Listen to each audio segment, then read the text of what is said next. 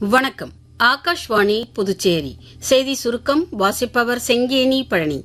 அசாமில் பிஜேபி தலைமையிலான தேசிய ஜனநாயக கூட்டணி அரசு 3வது முறையாக இன்று பதவியேற்கிறது. திரு ஹிமந்த பிஸ்வா சர்மா தொடர்ந்து 2வது முறையாக முதலமைச்சராக பொறுப்பேற்கிறார். அவருக்கு ஆளுநர் திரு லக்ஷ்மண் பிரசாத் ஆச்சாரியா பதவி பிரமாணமும் ரகசிய காப்பு பிரமாணமும் செய்து வைக்கிறார். முதலமைச்சருடன் சேர்த்து 4 அமைச்சர்கள் பதவியேற்கின்றனர். இந்நிகழ்ச்சியில் பிரதமர் திரு நரேந்திர மோடி, மத்திய உள்துறை அமைச்சர் திரு அமித்ஷா, பாதுகாப்புத்துறை அமைச்சர் திரு ராஜ்நாத் சிங் உள்ளிட்ட மத்திய அமைச்சர்களும் பிஜேபி ஆளும் மாநிலங்களின் முதலமைச்சர்களும் பங்கேற்கின்றனர். மகளிர் மேம்பாடு என்ற நிலையிலிருந்து மகளிர் தலைமையிலான மேம்பாடு என்ற அணுகுமுறையில் இந்தியா செயல்பட்டு வருவதாக மக்களவைத் தலைவர் திரு ஓம் பிர்லா கூறியுள்ளார். இலங்கையைச் சேர்ந்த மகளிர் நாடாளுமன்ற உறுப்பினர்கள் குழு நேற்று புதுடெல்லியில் மக்களவைத் தலைவரை சந்தித்து பேசுகையில் அவர் இவ்வாறு கூறினார்.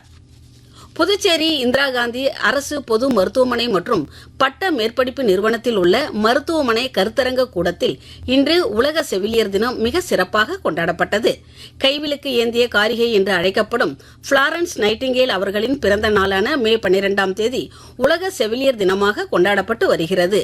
இன்று நடைபெற்ற செவிலியர் தின விழாவில் சுகாதாரத்துறை இயக்குநர் டாக்டர் செவ்வேல், மருத்துவ கண்காணிப்பாளர் ரமேஷ், உதவி செவிலியர் கண்காணிப்பாளர் மதி பக்கிரிசாமி, தலைமை உள்ளிருப்பு மருத்துவ அதிகாரி திரு ஆத்மநாதன், மக்கள் குறைதீர்ப்பு அதிகாரி திரு ரவி முன்னிலையில் செவிலியர்கள் அனைவரும் மெழுகுவர்த்தி ஏந்தி உறுதிமொழி ஏற்றுக்கொண்டனர்.